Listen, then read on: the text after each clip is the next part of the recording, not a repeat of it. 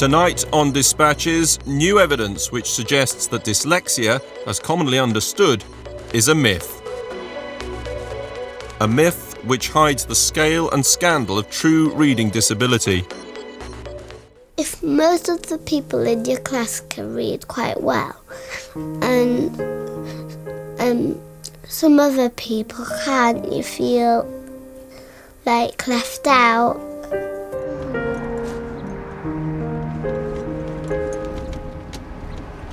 In Scarborough, Pascal Wrigley finds herself in the situation all parents fear. Her 7-year-old daughter Tina is not reading. Her mother is beginning to think she may never do so. It's all been very worrying. It's Valentina's future we've got to think about. Something has got to be done. Pascal is taking Tina for a test recommended by the Dyslexia Institute. Just like that, yeah? Last year, thousands of children like Tina had such tests. They cost about £350 and take 2 hours. The test enables many who are diagnosed as dyslexic to get special help, which costs many millions. But new evidence suggests this is a waste of public money. This tremendous effort that is expended in diagnosing children so as to hive off one special group of poor readers from another is wasted effort. It's misguided. Well, every time I see one of my students with a laptop computer because they're dyslexic, it makes me think, with that money we could give one-to-one support to a child very early on in their education who's desperately in need of it. And if we did that, we would circumvent all the problems that we have to pick up later. Seems to me to be an outrage. It is our considered opinion that Tina is a child of high general ability who has specific learning difficulties consistent with dyslexia. Tina's dyslexia test has confirmed her parents' fears, but her mother is relieved. Well, I think we're pretty, in a way, quite happy because now I feel that something is going to be done. It was when Tina was 5 that her parents began to fear something was wrong. The first thing we noticed was that if we sit down to sound out letters with her, she'd find that very difficult. When I get stuck, I just look at the second word and then see if try and fit in some words to try and make it sense. So she's a real trier, but doesn't seem to make the progress from all the effort that she's putting in. I just feel a bit worried about me and my spellings and stuff. It's not fair on Tina to stay as she is. She's very bright and we think, something's got to be done. Where'd you go? The term dyslexia was coined 100 years ago by doctors puzzled as to why a few otherwise intelligent children failed to learn to read. As I was old No, that was in one of your spellings. Today, children diagnosed as dyslexic, like Tina, are commonly seen as very different to other poor readers. Go on. enormous. No, enough. Enough to eat. They're perceived as bright, even gifted children who see letters differently and often reverse them. It's good. All. It's believed that this makes reading much more difficult and justifies giving these children special help. What do you think? Many in the educational world are determined that they get such help, and a lot of small companies compete to provide it. Research, though, now suggests that the common view of dyslexia is a myth. Until now, only academics have been aware of the new findings, but now they're reaching teachers. Here, Durham University is holding a conference to tell them that almost everything they believe about dyslexia is wrong.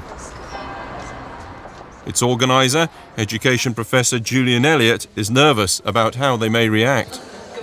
I'm a little bit apprehensive because this is an extremely emotive topic and people become very anxious or very upset very easily if one suggests that things such as dyslexia might not exist or might not be a useful term. As the teachers gather, 60 miles away, Pascal Wrigley takes her daughter Tina to school. With Tina newly diagnosed as dyslexic, her mother is determined to get her special help. Well, they have to do something now. The school will have to do something. Now it's in black and white. They can't ignore it. Most people, if you talk to the lay public and you ask them about dyslexia, they'll say it's something to do with vision. In Durham, teachers who face the anguish of such parents every day hear Professor Elliott begin with the most commonly held view of all. The letters are hopping around all over the page. Or the suggestion that dyslexics see words differently, which explains why they make mistakes like reversing letters, has led many parents to buy special glasses and other aids to help children overcome the problem. Lots of these kinds of ideas about reversibility. Yet most researchers now believe that dyslexics can see just as well, or just as badly, as the rest of us. This was first discovered here in Albany at the New York State University 30 years ago by Professor Frank Valentino, one of the world's leading experts on reading. As a young researcher, he investigated the mistakes dyslexics make when writing. What we found really surprised us.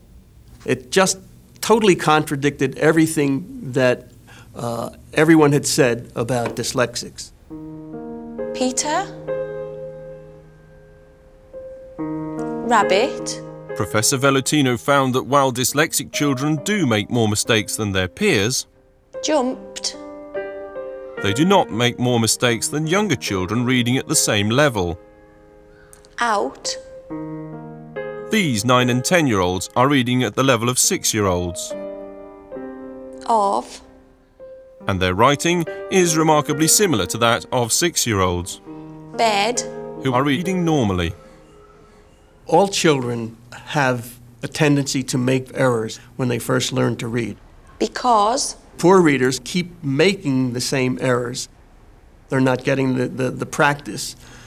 And the reason they're not getting the practice is because they're not learning to read. And they're stuck at the level that is normal for a younger child. Further evidence that dyslexia was not a visual problem came when Frank Valentino asked dyslexic and non-dyslexic American children to reproduce Hebrew letters none of them had seen before. What really surprised us was that the poor readers performed as well as the normal readers in reproducing Hebrew letters from memory. Absolutely no differences between the two groups. If anything, the normal readers made more errors than the poor readers. The poor readers could see the materials as well as the normal readers. Despite such evidence, 30 years on, coloured glasses and overlays are still being promoted as a way of helping dyslexic children. Although they can alleviate eye strain and migraine in a small number of children, there is no evidence that they help the most fundamental problem, learning to read in the first place.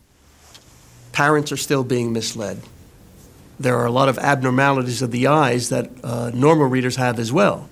So tinted lenses and overlays have no foundation as a bona fide treatment for reading problems in any research that I'm aware of. I remember working with a kiddie who had massive problems with decoding. Just could not understand, put letters together or understand the alphabetic principle, whatever. And he came along one day with blue glasses and said everything was going to be wonderful. And sadly it wasn't. Having seen one popular belief about dyslexia pulled apart, teachers at the Durham conference are about to see yet another attacked. Who here saw a programme with Trevor McDonald talking about the big wonder treatment for youngsters with dyslexia on TV? Quite a few people there. Yeah. You know the response to that was 275,000 people telephoned the switchboard of that organisation straight after that programme. Major problems here, major problems. Tonight, seeing is believing. Has dyslexia been beaten? The British breakthrough that's changing lives. I feel completely different about myself. 100% different. The programme attracted a lot of attention, but critics say it was just the latest version of another popular theory about dyslexia, that it is causally linked to poor physical coordination.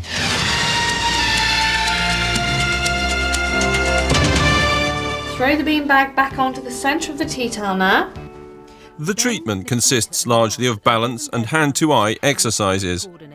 Yet most leading researchers are convinced that you won't solve reading difficulties in this way, that exercises in physical coordination will not help children to learn to read. Professor Dorothy Bishop of Oxford University has a worldwide reputation in the study of reading problems and the brain. Yes, children with reading difficulties often do have other problems. In some children there's difficulties with attention or problems with clumsiness, but it doesn't seem to be the case that these are the cause of the reading problem, and that means that it's not going to help the reading problem if you start trying to fix these things. There's really no evidence that improving your coordination is going to make it easier for you to learn to read.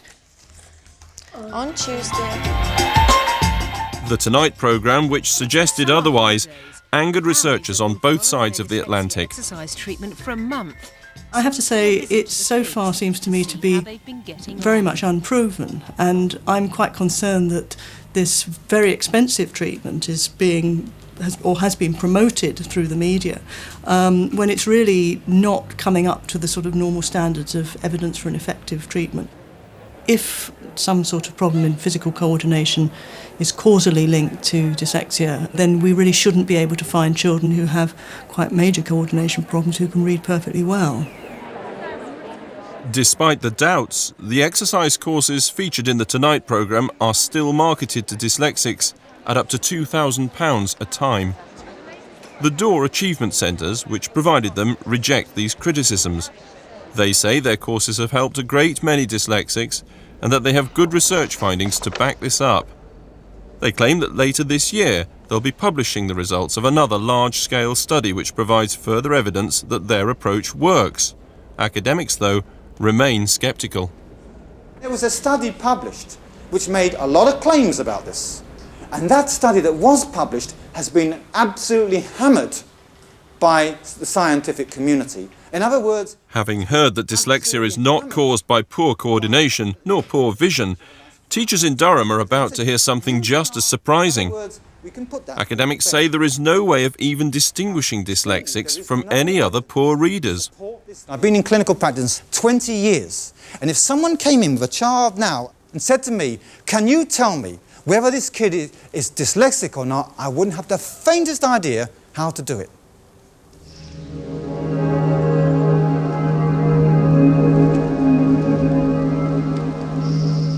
Nobody knows this better than Keith Stanovich in Toronto, regarded by some as the world's leading authority on reading.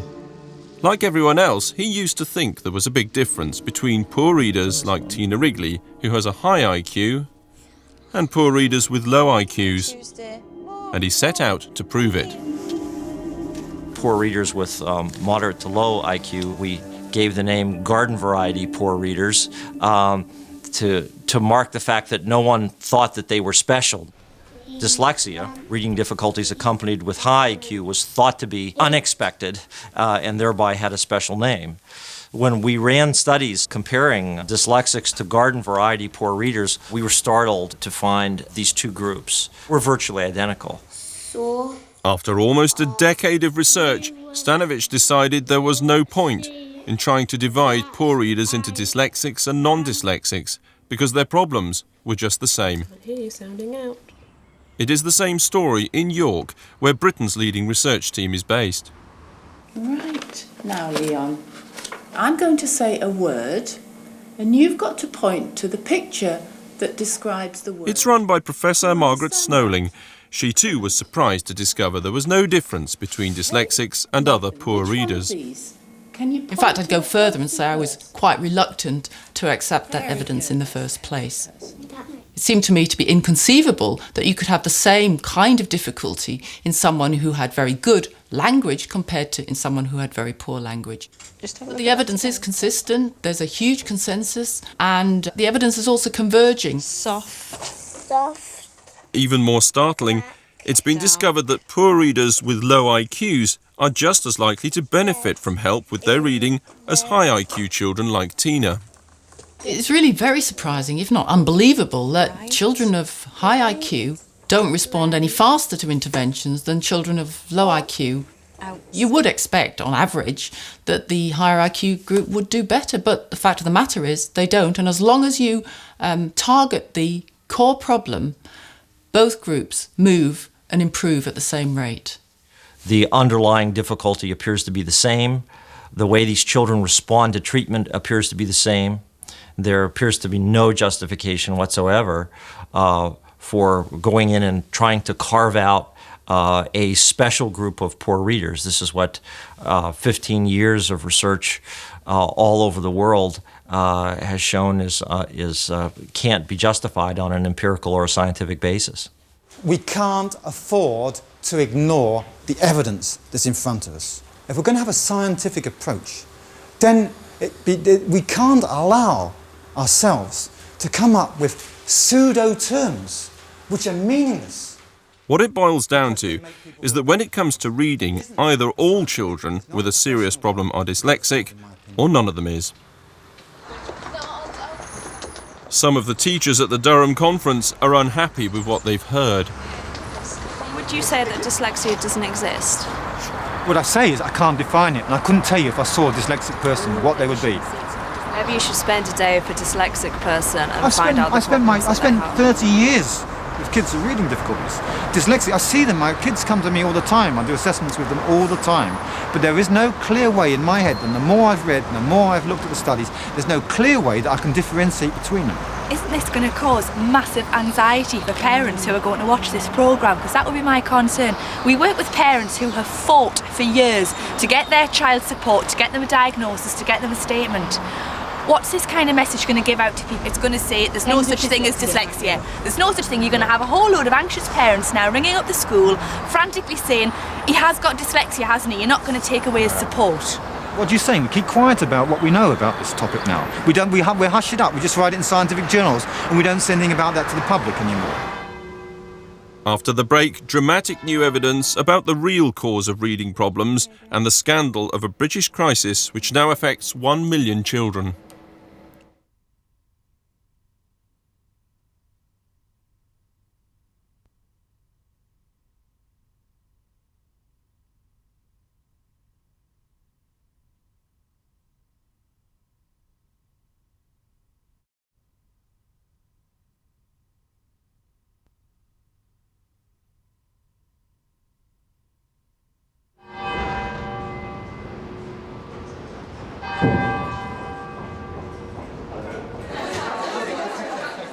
In Durham, teachers attending the conference on dyslexia are about to discover the real cause of children's reading problems. This light of mine, I'm gonna let it shine. This light of mine. They've already heard that children like Tina Wrigley, who has just been diagnosed as dyslexic, are no different to other poor readers. And this has left her parents mystified. Thought that having established that she's got dyslexia, that something could be done. But I'd like to know what the problem is, because there's certainly something there that we just don't understand, and we need some answers. But it was always elephant. The mystery as to why children like Tina find reading so difficult is heightened by another recent discovery. Yes. Reading is not a high-level intellectual skill.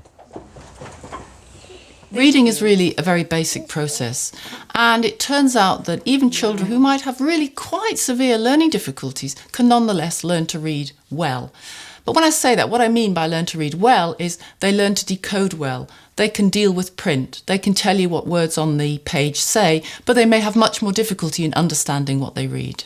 Morning to the afternoon, to the evening, to the no school at Nimbus Battleaxe. So to Pearl is a child with Down syndrome, but she reads very well.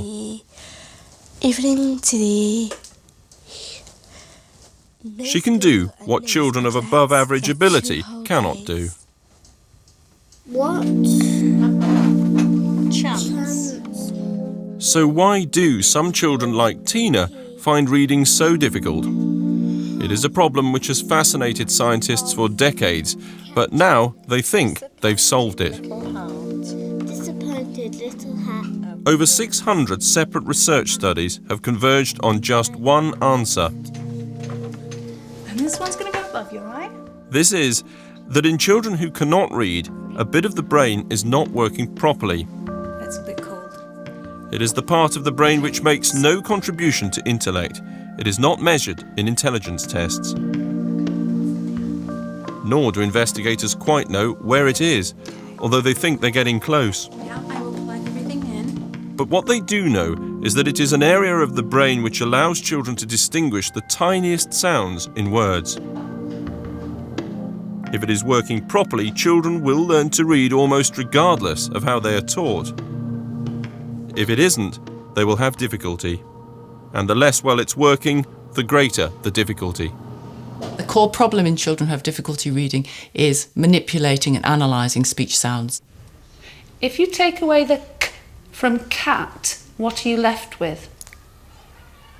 Cat.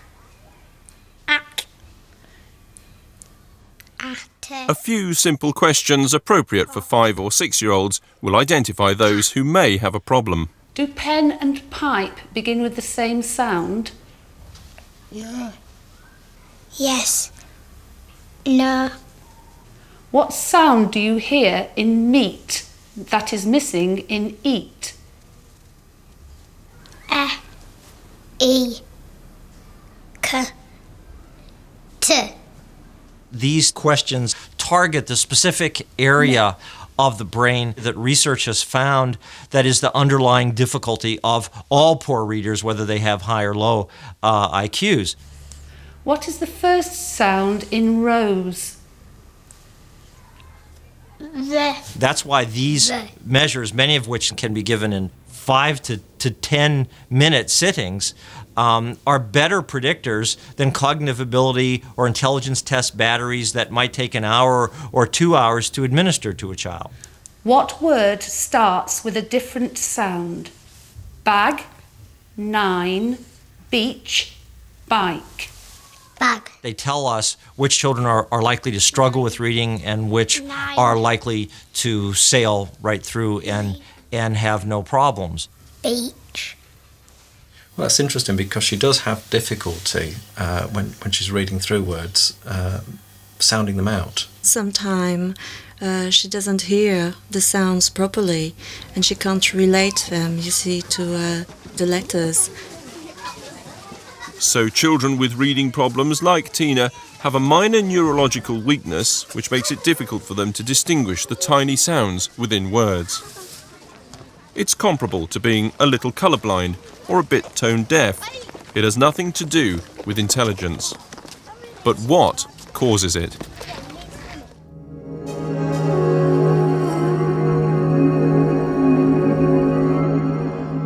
Colorado in the USA. These identical and non-identical twins have played a key role in answering that question. They've been involved in the biggest investigation yet into the cause of reading problems. It has yielded, in part, an unexpected answer. Professor Richard Olson led the research. Reading disabilities run in families. But the problem with understanding that is that families share their genes and they also share their environment. In groundbreaking research, Professor Olson used the twins to separate the two. Both types of twin pairs in our study grow up in the same homes, so they share the home environment and the school environment, but they differ in their genetic similarity, and we find that the identical twins are much more likely to share reading difficulties than are the fraternal twins. And another pink over here. They found about half of all reading problems are inherited.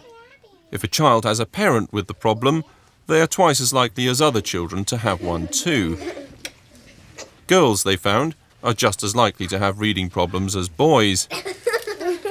But the study threw up a worrying complication. Inheritance is only half of the story. Which means something is happening to a lot of children after they're born, which makes it more difficult for them to learn to read. A clue as to what this might be emerged here in Houston at the Texas Medical Center. Up. In. Cat. The breakthrough came when they scanned the brains of children both before and after they were given help with their reading problems. After as little as 8 weeks of intensive one-to-one tuition, they found the brains of these children had changed, and changed dramatically. This is the scan of one child's brain before he'd received help with his reading. And this is his brain afterwards. This is another child before, and after, and another. These scans, which are believed to show normalization of brain function, have big implications. They mean that when it comes to reading, the neurological strengths and weaknesses children are born with are only the beginning of the story. Effective instruction alters brain function. So these neural systems are plastic, they're malleable, they are sensitive to the effects of the environment. The Houston research suggests that while we're all born with a greater or lesser skill in detecting the tiny sounds in words, what happens to us after birth has a big effect on this ability. It can cancel out a potential problem, or it can make it much worse. Startlingly, it can even cause the neurological problems which other children have inherited. In some children, the environment leads to maldevelopment of the same neural systems that produce reading failure. The children would be virtually indistinguishable in terms of a neuroimaging study or how their brain works. We know that environmental factors all by themselves can cause reading problems.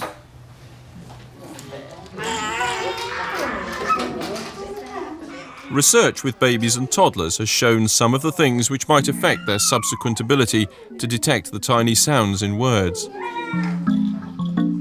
It's been found, for instance, that babies are born with the ability to replicate perfectly any sound they hear. Which means even if these 6-month-old English babies were placed with Japanese parents, they would grow up to speak perfect Japanese. But at around 12 months, they will lose this ability.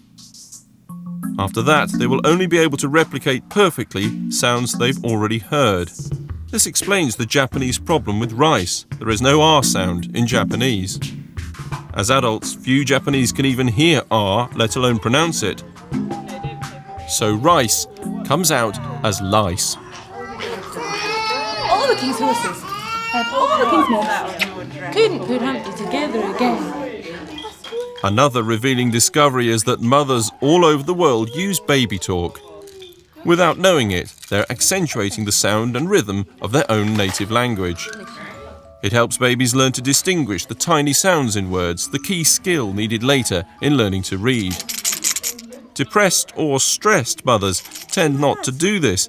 They talk to their babies much less. Television does not compensate for this. Just as damaging, in many homes children hear little oral language. They rarely sit at a dining table. Their parents too busy or too stressed to sing, read, or even talk to them. Head teachers say it is happening all over Britain. We have children coming into our school who really find it difficult to communicate with other children, with adults. I see huge differences now in the time spent with children in their early years. They don't have the same level of input of language. When I first started teaching, Most children came in knowing quite a range of nursery rhymes. I don't see that now, and that's, in 20-odd years. Children, when they come to school, they need a certain level, for instance, of spoken vocabulary, if they're going to develop the ability to analyse and reflect on speech sounds. And children who have impoverished language development are in a much less good state for learning to read. In some disadvantaged areas, up to 40% of children experience reading problems. The new evidence suggests this is much more to do with parents than genetics. To some whose children have reading problems, this comes as no surprise. And if I'd started, talking to her, singing her songs, singing nursery rhymes, reading books when she was a baby, then I would have thought that would be fine, but I didn't. At the time I didn't think that it was important. I don't know, it's just being so young myself, I didn't know how to be a mother, and I didn't realise that reading and singing and talking to them was important as what it is now. Tina is lucky. Her parents have flooded her with spoken language. This will have minimised her difficulty, but did not prevent it. I did learn English nursery rhymes, you see, and I sang to her in English. I think we tried, you see, our best for her. We did try, and we helped her a lot, No, it's about... Yet they could not overcome Tina's difficulty, so her future is threatened because there is another insidious side to reading problems. At Tina's age, her difficulty has nothing to do with her intelligence, but unless resolved, it soon will. Her IQ will begin to fall. This is because her reading will be disrupted. Keith Stanovich has done most to identify the devastating effect this can have. A child having word recognition problems won't find the activity of reading pleasurable. They're not comprehending the text. There's no enjoyment from narrative. They'll avoid the activity. The differences in reading between a child who's an avid reader and a child having reading difficulties are absolutely enormous. An avid reader may read in 2 days what a struggling reader might read in a year. Children who enjoy reading can easily read 500 times more than those who do not. The result on intellectual development is dramatic. A child who's avoiding reading is missing out on the primary mechanism that is going to drive their vocabulary growth after the age of 9 or 10. Vocabulary is a critical cognitive tool, okay? Words are more than definitions, they're thinking tools that we use to grab a hold of the world. That's the link then to how early difficulty with reading starts to affect higher level cognition as the child gets older. She left, taking the boots with her. Oscar was glad she had... Keith Stanovich has called it the Matthew effect, after Matthew 25, verse 29. Winning the match. What's he thinking about? For unto everyone that hath shall be given, and he shall have abundance. But from him that hath not shall be taken away, even that which he hath. And this is the danger that Tina faces. Every year, every month that passes increases the risk, making it ever more difficult for her to catch up with other children. Well, what's very sad is you see this terrible discrepancy between potential and achievement, and the child's acutely aware of that. The child knows that they could be doing better, they know that they could be doing as well as their peers, but they're not. And very quickly, actually, they start to wonder, well, perhaps my perception of myself is wrong, and maybe I'm not that bright at all. Maybe it is just that I'm thick, and all these other people around me are smart. Once they start to think like that, they give up on the school system, and probably the school system gives up on them. Well, that's our biggest concern, that now it's starting to manifest itself. We're noticing more and more this frustration, and we fear that there's going to be a time where she'll get so so horribly frustrated she'll just cut off. Some people come up to me and they like say, "Oh, you're good at reading, why can't you read me a book?" And then they say "not" or something. And that makes me quite sad. But what makes me really angry about this is science has known now for many years what the core problem is that prevents children from learning to read. And yet there is such a gap between scientific knowledge and educational practice. And there's really no excuse for that. This man, Peter Hatcher, has done more to demonstrate what might be achieved than almost anyone else in Britain, but few have taken any notice. After the break, the real scandal of Britain's reading crisis and the worst news of all at the Durham conference.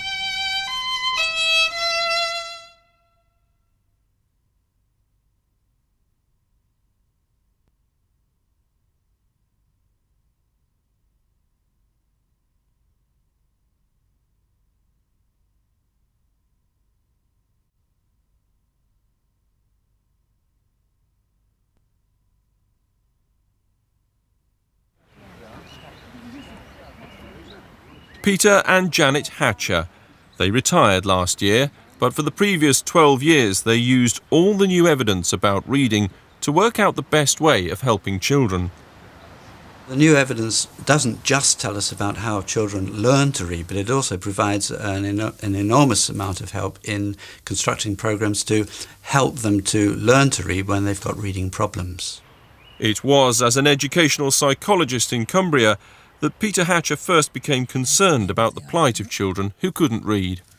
Right, are we ready? I saw many children who had problems in learning to read, and it was always very distressing because you noticed their IQ dropping away relative to other children.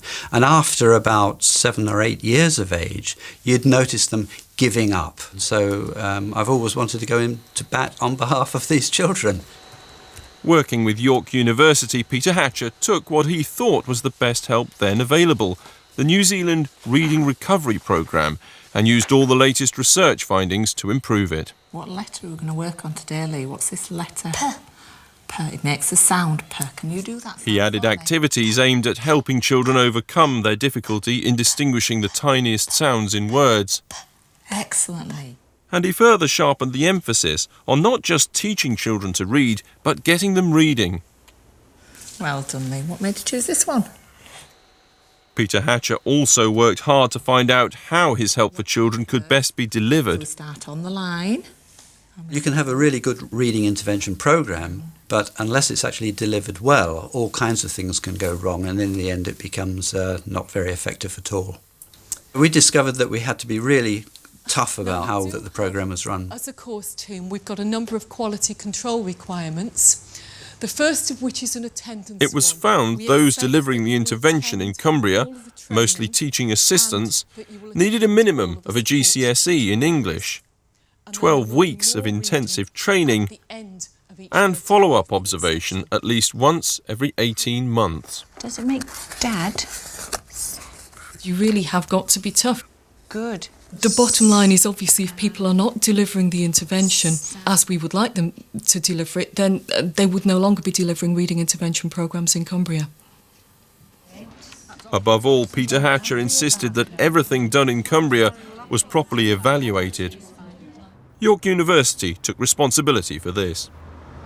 We were determined to do as scientifically rigorous a piece of research as we could possibly do. And in fact, in a review published by some US researchers, this research was considered to be one of the most rigorous and thorough evaluations that had ever been conducted. The evaluation showed that the results of the Cumbrian intervention aimed at children with the very worst reading problems were spectacular. We produced gains in reading scores that were as large as any that have ever been obtained in any intervention for children with reading difficulties. Just put this out of the way, Pet. Each 35-minute session follows a fast-moving, minute-by-minute schedule, which begins with reading for fun. My letter, my book. Good. Ship or weather, New trainers past the mill. Brilliant. But as the child reads, their skill is monitored and the sounds and letters giving the most trouble identified. What is a huggles? Excellent. Here or there, I would not like them anywhere I would. Terrible tiger. Excellent. We're not scared of the terrible tiger. We're not scared of anything. The sessions then focus on these specific sounds and letters. Colder. And something. Teaching these sounds, matching them to letters, and using these to make words are reinforced in every possible way. Colder and Sounds. The letter O and A make the sound. O. Does time begin with a T sound, as in tap? Good girl. What about tickle? Good. Right, so we've got bus, house, cake. Which two are the same? Bus and house.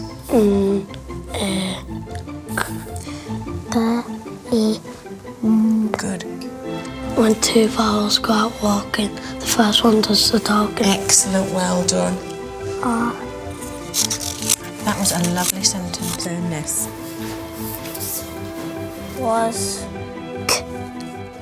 The session then returns to its most important target, not simply teaching children to read, but getting them reading. Can I help? Children are helped to progress through books graded into 44 levels of difficulty. One day, Kiboko and his. Given this help in just 12 weeks, children's reading ages on average increase by around 8 or 9 months.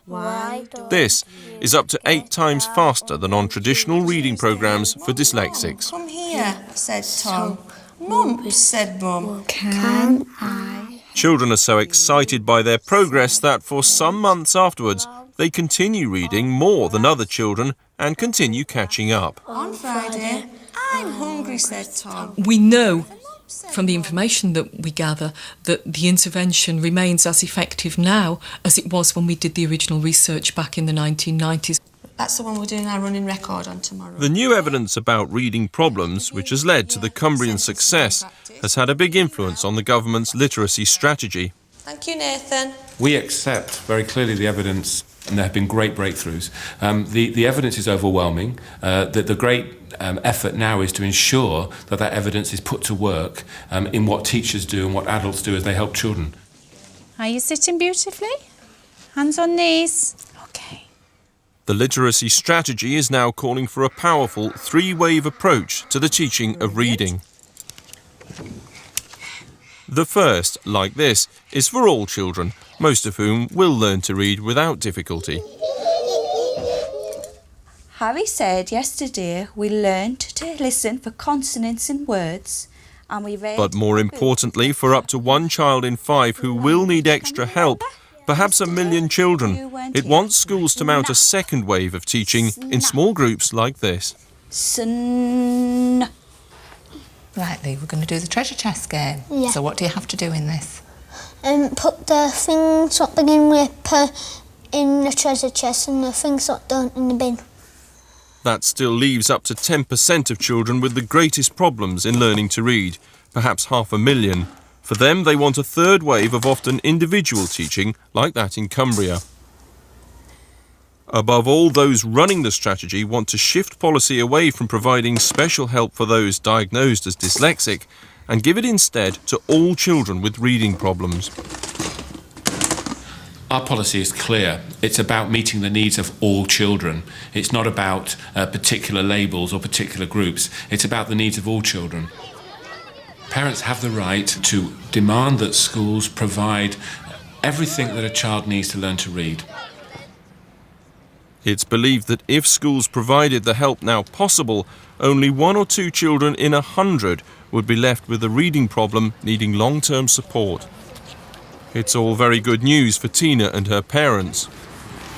Are you going to choose a book to read first? The Education Authority in North Yorkshire, where they live, is introducing a form of the Cumbrian reading intervention.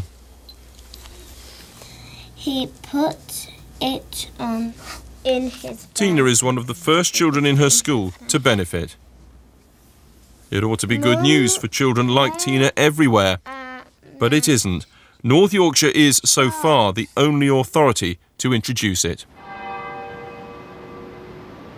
Teachers at the Durham University Conference on Dyslexia are about to hear grim news. So literacy levels have hardly changed for years.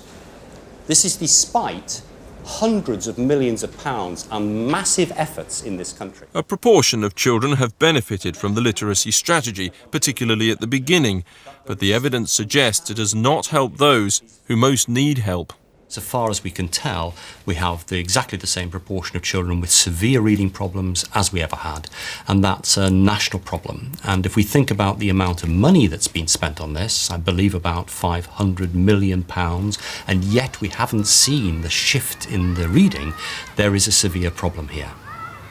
I think it's a great shame. It's a national shame, I personally call it, that we still have not tackled that great tale of underachievement. And that must be our priority, to meet the needs of those most vulnerable children. One reason for the failure is that although a lot of effort went into the design of the literacy strategy, how it could be implemented was never properly researched. And it's that transfer into the classroom that we've been missing. And that requires as much effort to design that, to get that working, as it did to understand the reading problems in the first place. That this is a hard nut to crack. I'm very sympathetic to the situation teachers find themselves in, because many teachers don't have very much background in the psychology of reading. And yet they're expected to take on board a whole lot of new evidence about how to remediate those problems. This makes it very, very difficult for them. Far from giving teachers the help they need, say critics, the government has instead heaped other demands on them. Since 1997, no fewer than 650 initiatives have been introduced into primary schools. You've got a set of people who want to be seen to be doing something. Let's get another initiative out there. Let's say we're doing that, and OK, this didn't work, we're moved on to something else. Really, it's flapping around in the dark. You need to get down to the scientific evidence. What actually works, what takes it forward, not, this is a good idea, let's try that out. There is, though, one other reason why help is not reaching the children who need it most. It is the dyslexia myth itself. Although it is not possible to distinguish dyslexics from other poor readers, they can still get extra help. It includes more time in exams, laptops, tape recorders, even coloured glasses. The policy which undermines the literacy strategy costs millions of pounds. No one knows how much, because no record is kept. Our ignorance is enormous. We don't know how many children are getting extra time for dyslexia at GCSE. We don't know how many children get laptops. We don't know how much money is being spent, nor the impact. What's going on here? It's difficult to understand how or why that's happening. This tremendous effort that is expended in diagnosing children so as to hive off one special group of poor readers from another is wasted effort. It's misguided. Many at the Dyslexia Institute, Britain's biggest dyslexia organisation, accept this and know they have to change. The Dyslexia Institute certainly accepts the new evidence. In fact, we've been monitoring all of the evidence and all of the research over a number of years. In the last 5 years, we've been incorporating the new evidence into our teaching. We're an organisation, in a way, in transition. The Institute, though, admits that it is not moving as quickly as it would like to, but says it faces a major obstacle in doing so. Parents are really in a very difficult position, because if their child's not receiving the support they need at school, and many of them are not, what does the parent do? They seek out help, and they come to the Dyslexia Institute, and we provide the kind of teaching that should be available in the school. It's very clear what's needed. This is not being implemented, and it needs to be implemented. This summer, because of the North Yorkshire Authority, Tina began getting the help she needs. Yet for tens of thousands of others who need the same help, none is forthcoming. The price these children and the rest of us will pay for this failure is incalculable. if most of the people in your class can read quite well, and some other people can't, you feel like left out. It was very hard, my reading. I couldn't do it. I didn't want to go to school because I couldn't read. The anger of those who really know about reading is understated but intense. It's hard to believe that this should be allowed to happen. What is the point of research if you come up with results that are of practical worth and they're not implemented? Yes, said the girl. My name is Samantha, but I get called Sam. My name is Sam too, said Sam. Do you want to play? Asked the girl. Yes, said Sam.